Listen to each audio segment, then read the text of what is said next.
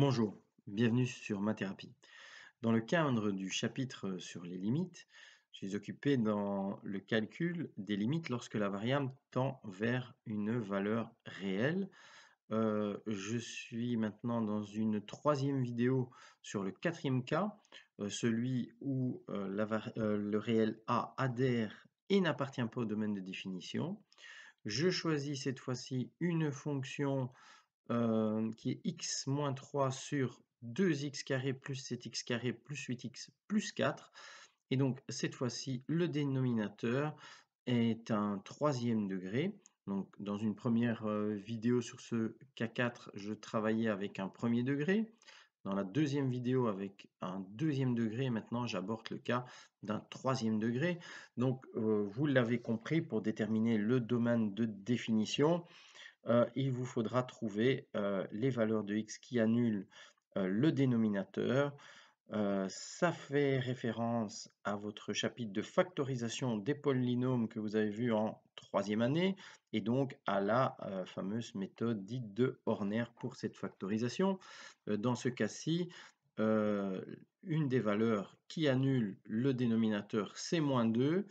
En factorisant, et nous y reviendrons dans la suite de l'exercice, vous obtiendrez que ce polynôme est factorisable en x plus 2 multiplié par un polynôme du deuxième degré. Et ce polynôme du deuxième degré n'a pas de racine, donc la seule valeur ici exclue du domaine de définition, c'est moins 2. Alors, l'image de moins 2 par la fonction, bien évidemment, n'existe pas. Et donc, le calcul de limite ici, autour de moins 2, qui est le point d'adhérence au domaine, prend tout son sens. Donc, nous l'avons déjà vu maintenant dans ce cas. Donc, lorsque vous remplacez x par moins 2 donc, dans une fonction qui est une fraction, et que le numérateur n'est pas égal à 0, donc dans ce cas-ci, moins 2 moins 3 vaut moins 5, et que vous êtes amené à diviser par 0, alors vous allez devoir regarder ce qu'il se passe autour de moins 2 par un calcul de limite à gauche et par un calcul de limite à droite. Alors, on a déjà eu cas avec le deuxième degré, donc il fallait s'attendre qu'avec un troisième degré, ce soit encore plus complexe. Et donc, au dénominateur, lorsque je prends une valeur légèrement inférieure à moins 2, donc notez moins 2 moins, je remplace les x par moins 2 moins, et je vais me retrouver alors du moins 2 moins au cube qui nous fait du moins 8 moins. Multiplié par 2, ça fait moins 16 moins. Plus, alors là, j'ai du 7 fois moins 2 moins au carré. Donc là, je vais me retrouver avec du 28 plus 8 fois moins 2 moins. Donc là, ça me fait du moins 16 moins plus 4. Ouh là là, tout ça est bien compliqué. On tourne au fait aux alentours de moins 32 moins plus 32 plus. On est aux alentours de 0. On s'en doutait depuis le début. Mais est-ce que c'est un infiniment petit positif au dénominateur ou un infiniment petit négatif? Je n'y arrive pas directement, comme c'était le cas pour un premier degré, et donc à droite, je me retrouve face à un problème analogue. Donc, je vais me souvenir de ce que j'ai fait pour un deuxième degré. Donc, pour un deuxième degré, puisque je recherche le signe du dénominateur, et que dans ce cas-ci, le dénominateur est un troisième degré, eh bien, je vais le factoriser et je vais faire un petit tableau de signes. Et ce petit tableau de signes va me permettre de déterminer le signe des infiniment petits placés au dénominateur dans mon calcul de limite à gauche et puis à droite. Alors donc, je prends ma petite fonction.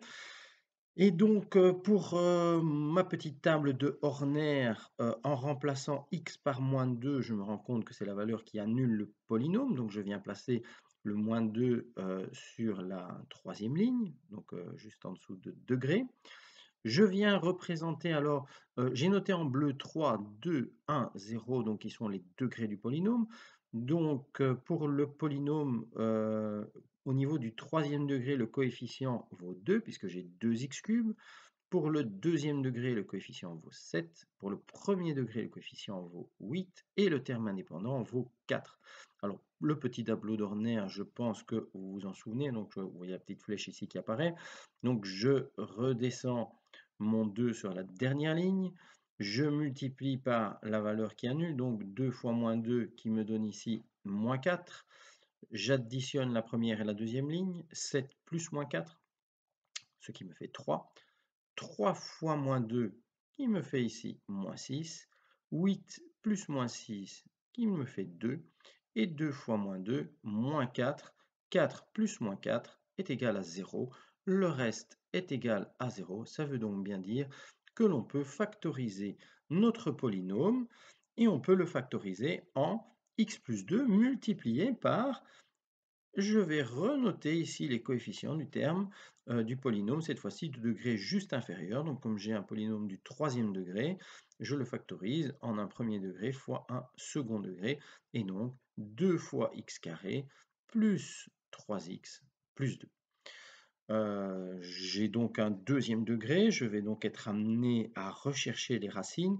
Et comme je vous l'avais dit au moment du domaine, quand je vais rechercher donc ici mon calcul du discriminant, donc de mon delta, b carré, 3 au carré, 9. 9 moins 4 fois 2 fois 2, donc 9 moins 16, c'est un nombre négatif et donc il n'y a pas de racine. Ça veut donc dire que 2x carré plus 3x plus 2 ne s'annulera jamais, donc il gardera le même signe.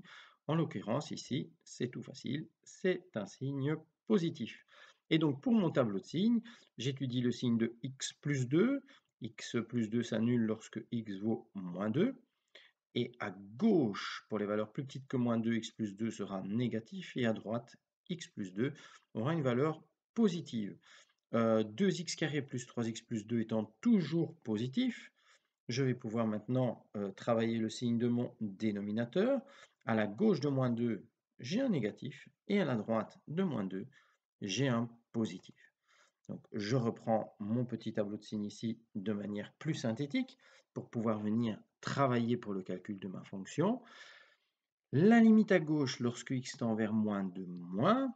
Donc au numérateur, j'avais moins 5. Ce n'est pas la peine d'essayer de savoir si on est en moins 5 moins ou moins 5 plus. Ce qui est important ici, c'est de savoir que moins 5 est un nombre négatif. Et je vais diviser par un epsilon. Et puisque je suis à la gauche de moins 2, par un epsilon moins. Et moins 5 divisé par epsilon moins me donnera plus l'infini. Et donc, lorsque x s'approche par la gauche, le y, lui, flambe vers plus l'infini. Quand je vais calculer ma limite à droite, cette fois-ci, à la droite de moins 2, le dénominateur est positif, donc je vais diviser par epsilon plus. Et donc, lorsque x s'approche de moins 2 plus, le y va plonger vers moins l'infini.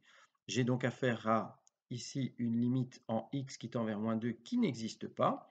Et je vais avoir une asymptote verticale en x est égal à moins 2. Je pourrais représenter cette fonction puisque elle part pour les valeurs inférieures à moins 2, elle décolle vers plus l'infini et elle repart de moins l'infini pour les valeurs qui sont un peu plus grandes que moins 2. Pour la suite de l'étude de cette fonction, nous verrons ça dans les chapitres suivants. Voilà, j'espère que j'étais clair. Dans les exercices, vous retrouverez donc ce genre de cas, mais vous retrouverez aussi des variantes, hein. Donc ici, c'est simplement reprendre chacune des grandes familles d'exemples que vous retrouverez dans vos exercices. Dans le point suivant, nous allons maintenant travailler plutôt sur les fonctions trigonométriques. Donc, je vous retrouve dans une prochaine vidéo sur ma thérapie. J'espère que j'étais clair et à très bientôt. Au revoir.